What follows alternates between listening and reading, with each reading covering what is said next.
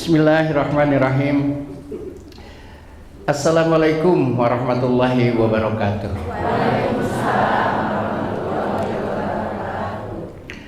Alhamdulillahirabbil alamin. Assalatu wassalamu ala asyrofil anbiya'i wal mursalin sayyidina wa maulana Muhammadin wa ala alihi wa sahbihi ajma'in. La ilaha illallah malikul haqqul mubin Muhammadur Rasulullah sadiqul wa'dil amin. Allahumma salli ala sayyidina Muhammadin wa ala ali sayyidina Muhammadin fil awwalina wal akhirin wa fil mala'il a'la ila yaumidin. Faqala Allah ta'ala fi Qur'anil Karim, a'udzu billahi minasyaitonir rajim. Bismillahirrahmanirrahim. Fama utitum min syai'in famata'ul hayatid dunya wa ma indallahi khairun wa abqa lil ladzina amanu wa ala rabbihim yatawakkalun. Sadaqallahul adzim. Segala puji serta syukur hanya milik Allah yang selayaknya seharusnya selalu kita panjatkan kehadiratnya, disertai rasa takut yang menyelimuti diri karena betapa kurangnya kita bersyukur kepada Allah. Dan tentu saja dengan penuh harap bahwa Zat yang maha menepati janji, kita berharap akan menambah nikmatnya kepada kita karena kita sedikit sekali bersyukur itu. Kita mengharapkan tambahan nikmat yang banyak sesuai janji Allah.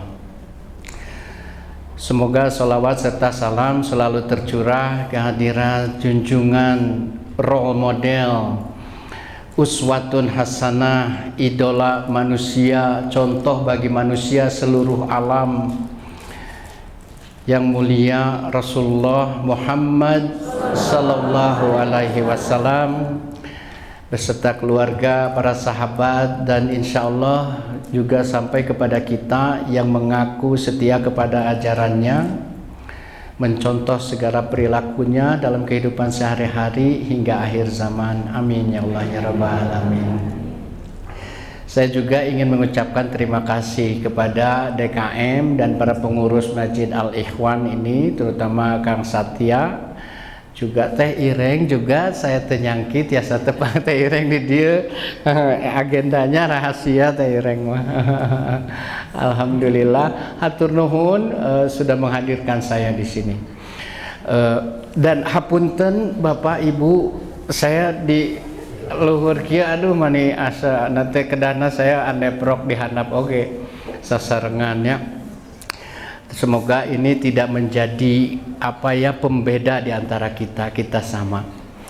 Nah, kehadiran saya di sini juga saya selalu saja kalau dapat kesempatan untuk hadir di taklim, kalau bisa mah saya jangan gitu ya, kalau bisa menolak itu janganlah saya hadir di taklim gitu. Karena apa? Karena saya itu bukan ustadz gitu ya, dan tetapi sebagai seorang muslim saya itu juga dibebani tanggung jawab untuk menyampaikan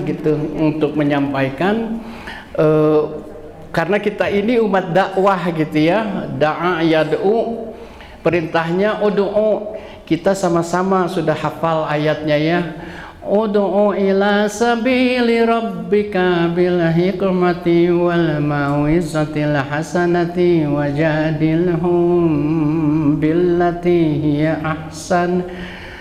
Karena ayat tersebut gitu saya alhamdulillah Allah memberikan kekuatan dan memberikan ilmu dan hikmah untuk bisa disampaikan kepada kita semua. Karena yang paling harus diingatkan adalah saya sendiri. Saya juga masih emutanen gitu ya, masih harus diingatkan, dan itu semoga hikmahnya sampai kepada kita semua. menikmati titipan ilahi. Ya, dan kita itu kalau menikmati itu cenderung selagi hidup kan? Ya. Masih ingin hidup? Masih ingin menikmati? Alhamdulillah. Yang penting mah itu dulu, yang penting masih ingin hidup. Masih ingin menikmati segala titipan Allah. Nah, yang namanya titipan, tentu saja titipan itu bukan milik kita. Kita mah hanya ingin saja, hanya punya keinginan saja untuk ikut menikmati apa yang ada. Gitu. Nah, apa itu titipan? Titipan itu segala sesuatu, baik benda dan non benda, yang bukan milik kita, yang diamanahkan kepada kita, yang suatu saat bisa saja diambil atau hilang dari genggaman kita, dari kehidupan kita.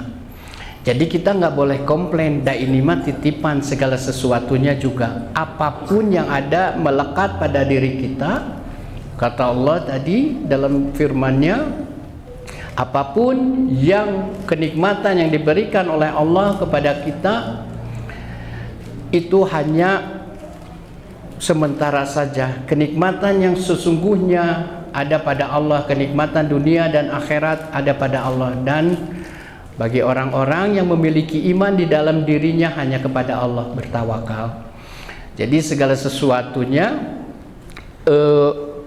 harus kita sadari bahwa kapanpun diambil kita nggak boleh komplain, apapun yang terjadi kita nggak boleh sedih, apapun yang diambil dari diri kita tidak boleh kitanya juga berkeluh kesah gitu. Tetapi pada kenyataannya seperti apa? Sepertinya kita merasa memiliki semuanya gitu ya. Makanya saat diambil, saat diuji dengan musibah, kita berkeluh kesah, aduh kita sedang dimusibahan gitu. Padahal mah kenapa kalau misalnya merasa bahwa itu titipan, ya nggak usah komplain gitu ya, nggak usah sedih, tetapi malah kita menjadikan diri kita berintrospeksi, bermuhasabah bahwa Allah menginginkan apa lagi kepada kita ini. Nah, jadi karena tadi saya kembali sedikit, karena saya bukan ustadz, maka saya hanya akan menyampaikan sesuai dengan kapasitas yang ada pada diri saya. Saya mau tanya dulu, masih ingat nggak sama saya?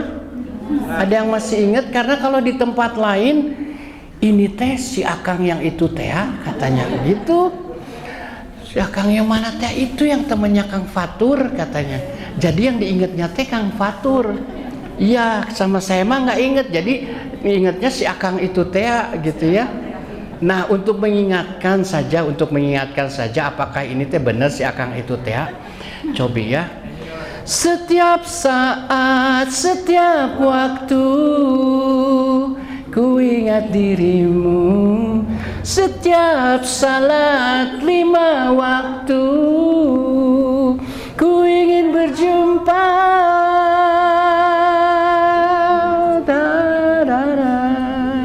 Tah eta emut eta tahun 80-an eta mah. Tahnya ini mah anak milenial emut kene gitu. Emut? Oh, gaduh kasetna, Masya Allah tuh ya. Jadi Bunda kalau bisa mengidentifikasi suaranya berarti bener ini teh si Akang itu teh. Ya. Iya, si Akang itu teh. Berarti ternyata si Akang ini teh penyanyi. Kenapa atuh penyanyi teh ujug-ujug ada hadir di taklim seperti ini gitu ya. Majelis ilmu yang diperuntukkan untuk para ustadz gitu.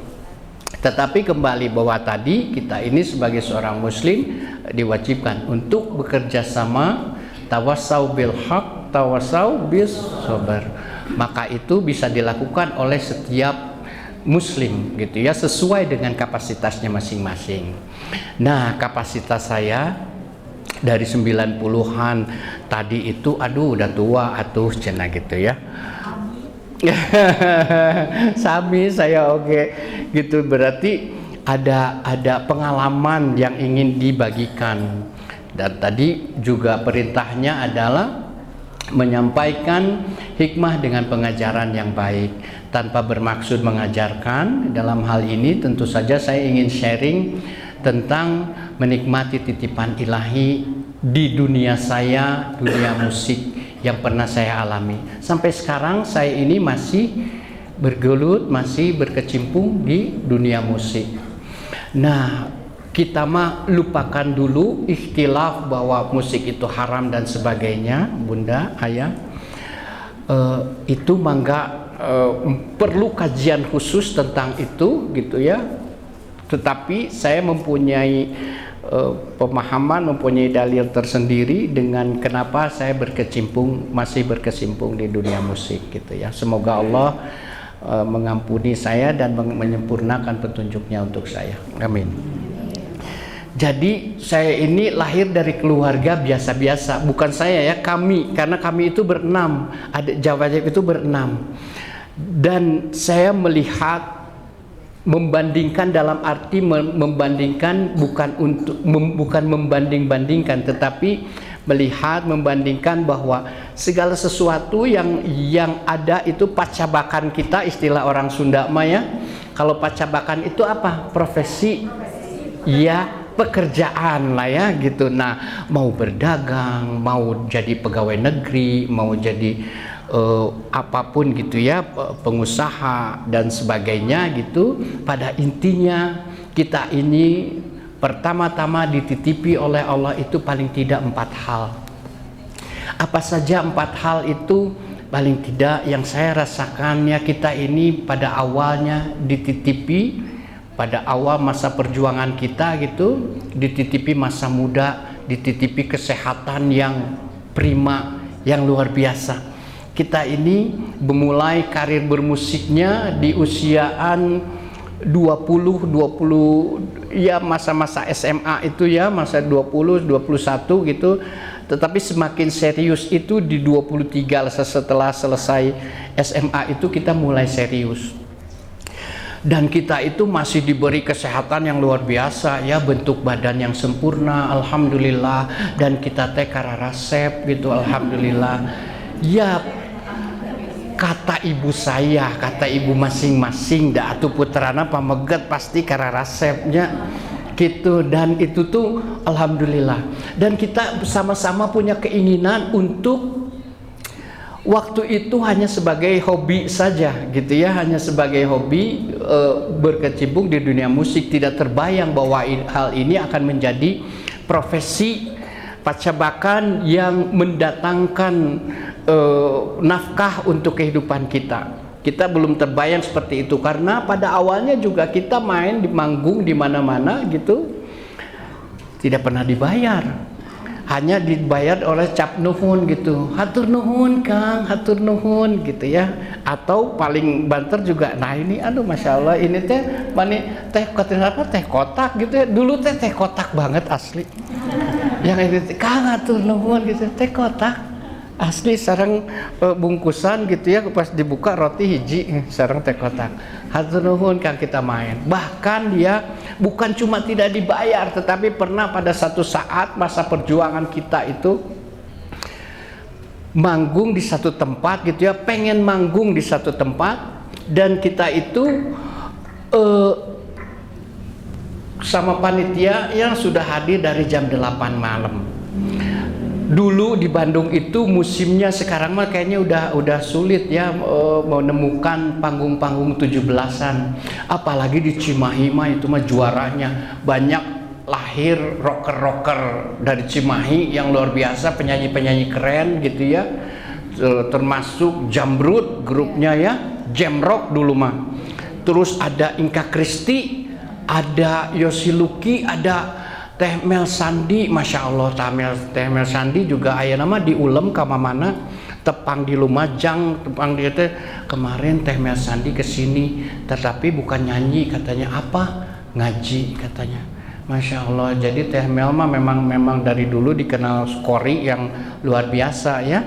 Dan beliau juga masih aktif di musik gitu. Jadi Cimahi mah memang gudangnya musisi atau penyanyi-penyanyi yang kahwat lah gitu ya. Nah, Jadi dulu mah musim 17-an, termasuk saya juga waktu itu merintisnya itu di 17-an. Kita datang dari jam 8 malam. Sakedap Kang, tos ieu. Sakedap Kang 2 lagu cenah ieu nyelap. Sakedap Kang, sakedap. Dugi ka tabuh 12 sakedap teh. Atos kitu mah nya gurudug teh etanya polisi ngoeng. Aya tos tabuh 12 cenah seueur komplain ti masyarakat teu kenging dilanjutkeun deui acara atosan terkedaya. Atuh kita teh masih di situ ya kan. Hah, kumaha teh? Aduh Kang, punten bisa dieuna polisi cenah deui. Janten urang teh ngantosan ti tabuh 8 wengi dugi ka tabuh 12 teu janten main. Wayahna dina main oge teu dibayar, ieu mah dugi ka yang main oge sina ngantosan teu janten main tak kitu.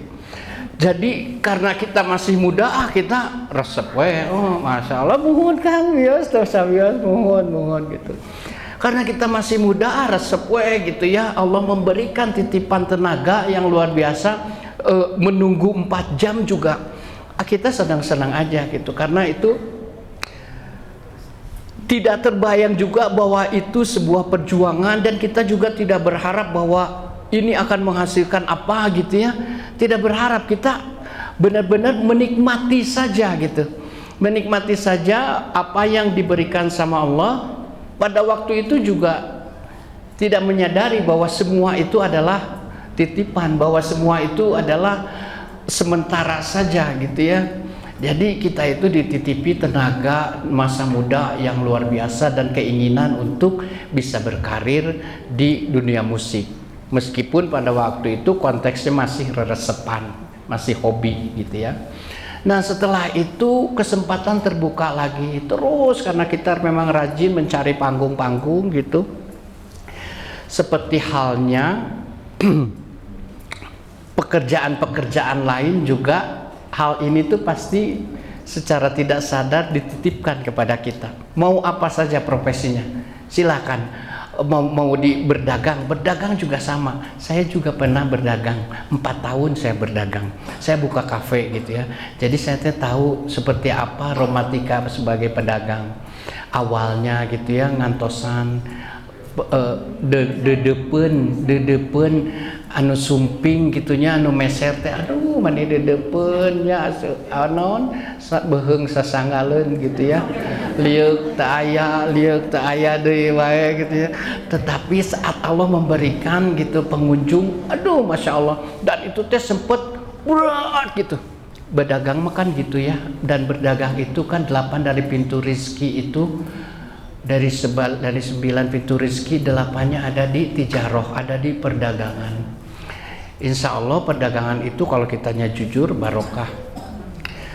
Dan berdagang mah sangat unik, bener-bener perlu kesabaran yang luar biasa ekstra. Hari ini bisa dapat 4 juta, besok nate beledak 82.000 nya. Janten upami tengah rumah kumaha cobinya cobi aya upami di dia nu berdagang sing sabar eta mah. Karena ya artinya tadi sekedar perbandingan bahwa meskipun cenah artis mah raos di TV gitunya di ieu, dan kalakuan teh sok teu pararuguh ta eta aya leresna oge, tetapi raos cenah henteu oge. Sami wae sareng profesi anu sanes yang kalau masa-masa perjuangannya sangat berat. Masa-masa perjuangannya juga banyak sekali ujian-ujian yang bikin kita berkeluh kesah kalau kita tidak sabar ya. Nah, jadi titipan yang pertama apa tadi? Tenaga, sehat, masa muda yang luar biasa ya. Itu teh titipan, dan kita memanfaatkannya untuk mengejar karir kita itu. Setelah itu terbuka lagi kesempatan buat kita ya, kita yang tadinya minta-minta manggung, sekarang mah udah diminta manggung dong di tempat saya gitu. Manggung di tempat saya terus dibayar tak acan ngan disungkeun hungkul we. Kapungkur mah sebelumnya ngudang-ngudang panggung, aya mah terus disungkeun panggung, tetapi sami tak acan dibayar. Ya maksudnya kita juga jadi kan kita diminta ya harusnya ada sesuatu dong gitu ya. Muhun, tetapi ieu mah teu acan. Janten wayana nuhun ya Kang, terus dibantos ya muhun sami-sami sawangsulna. Jadi, nah dari situ Allah menambahkan lagi satu titipan, karena kita sudah banyak diminta manggung, kita juga harus bisa mempertanggungjawabkan permintaan itu, bahwa kita Kang tiasa teu kieu, Kang tiasa teu kitu, Kang tiasa teu ieu. Nah, jadi artinya kita mulai diminta tanggung jawab gitu untuk menambah kemampuan kita. Nah, dari situlah Allah menitipkan titipan yang kedua berupa ilmu. Ibu bayangkan ya, untuk menghafalkan. Saya tuh tidak pernah, kalau anak-anak sekarang mah saya mani asa raosnya ningali nyanyi teh tiasa maca gitu, bari maca. Tetapi karena kebiasaan saya nggak pernah bisa nyanyi kalau membaca. Jadi asa teu pararuguh gitu. Sementara saya harus berkomunikasi gitu, dan tetapi harus baca gitu. Jadi saya tuh menghafal lagu-lagu. Dan Masya Allah, saya baru menyadarinya kemudian betapa Allah itu, ini titipan Allah yang luar biasa. Saya mudah sekali menghafal lagu apapun, bahasa apapun. Sepanjang saya ingin membawakan lagu itu, Allah memberikannya mudah sekali menghafal saya. Terutama bahasa Inggris ya. Kalau bahasa Inggris mah ya sudah lumrah lah. Saya tuh denger lagu 1-2 kali didengerin, terus latihan, terus hafal. Jadi 3 kali, ketiganya itu hafal. Dan sekali manggung itu bisa sampai 10-30 lagu sekali manggung. Jadi artinya masing-masing lagu itu sekitar 5 menit, dan kata-kata yang ada di situ itu mungkin lebih dari 300-400 kata dalam setiap lagu gitu. Tetapi saya bisa menghafalnya. Dari mana itu semua? Kalau bukan Allah yang menanamkan ya otak itu, yang menanamkan kecerdasan itu kepada saya gitu, Masya Allah. Angger we jika nanti nyasab gitu ya apa. Betul, saya bisa menghafal, termasuk bahasa-bahasa yang tidak saya mengerti. In contacto con los ojos, laven los inmediata con aqua. Naon ieu teh saya gitu ngartos ieu bahasa naon, bahasa Latin ngartos dan henteu nah betapal nyaeta kitu. Jadi Allah menitipkan ilmu kepada saya untuk apa? Ilmu untuk menghafal, ilmu untuk berkomunikasi, ilmu untuk berbicara, ilmu untuk menghadapi orang seperti apa di panggung. Dan itu membuat orang senang. Saat orang senang, semakin banyak lagi tawaran manggung, semakin lagi permintaan manggung gitu. Dan setelah banyaknya itu mulai dong gitu ya, ada sponsor. Oh, kalau udah ada sponsor berarti orang itu ada belum sampai kepada royalti, ada uangnya, ada budgetnya gitu ya. Nah, dengan begitu Kang, mulai orang pun menawarkan, Kang ada budgetnya segini, mau nggak gitu. Nah, dari situ mulai kita juga terus aja setelah dititipi, oh Masya Allah ternyata. Makanya ini kalau minta sama Allah ya, jangan minta harta, jangan minta apa-apa gitu ya, tetapi mintalah ilmu. Karena dengan ilmu ya sumber dari segala. Masya Allah, harta datang, istri datang, suami datang, apa datang, anak datang dengan ilmu. Tidak heran kalau Nabi Ibrahim berdoa untuk Rabbi habli hukma min ya wa alhiqni bis sholihin wa alhiqni bis sholihin. Ya Allah, berikan ilmu kepadaku dan golongkanlah aku kepada orang-orang yang soleh. Nabi Ibrahim dikenal kaya. Dia mah paling pandai, paling bisa memuliakan tamu. Siapapun tamu yang datang selalu dipotongin kambing, selalu dijamu dengan luar biasa gitu ya. Jadi kalau orang yang tidak kaya mah punten, hari bahasa kita mah punten atuh ieu teh mung cai hungkul cenah kitu nya.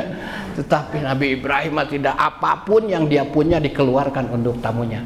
Dan kita harus dan Allah tidak menyempitkan hartanya dengan awur-awuran seperti itu ya kepada tamu, tetapi malah menambahkan terus. Tadi juga pada surat Al-Hadid, infakkan, diperintahkan untuk menginfakkan harta. Untuk apa? Allah teh nyaah sama kita, Allah teh ingin menambahkan harta kepada kita. Tong dicengcem wae eta cai oge nya dikekeb teras, teu dikaluar-luarkeun, teu dialir-alirkeun, bau ta cai. Jadi gudang rengit, jadi gudang penyakit. komodai artos, komodai harta dikekeuweuk we teras jadi gudang penyakit, jadi gudang sirik, jadi segala rupinya kamudorotan. Tetapi upami hartanya dikeluarkan teras dialirkan, insya Allah itu akan mensucikan harta tersebut, dan Allah menjanjikan an-numu akan menambahkan harta tersebut. Jadi tong lebar upami hoyong infak sok we. Tapi jangan sampai kata Allah awur-awuran teuing, atau jangan sampai seperti terikat tangannya di leher gitu ya. Jadi tong pelit teuing, tong bakhil, tong awur-awuran teuing gitu. Tetapi harus kita mengeluarkan. Nah, itu intermezzonya. Jadi 2 titipan sudah diberikan kepada kami berupa tenaga, kesehatan, masa muda yang indah, masa muda yang optimal gitu ya, untuk mewujudkan impian kita, dan ditambahkannya ilmu.